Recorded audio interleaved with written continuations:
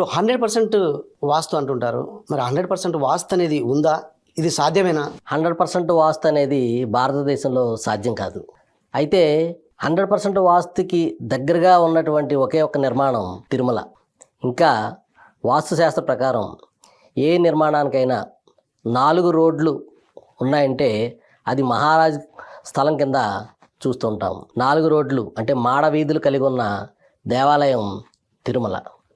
అంతేకాకుండా ఈ దేవాలయం తూర్పు ముఖంగా చూస్తూ పూర్తి 0 డిగ్రీకి నిర్మించబడ్డ దేవాలయం. తిరుమలకి దక్షిణ పడమరలో ఎత్తైన పర్వతాలు ఉన్నాయి.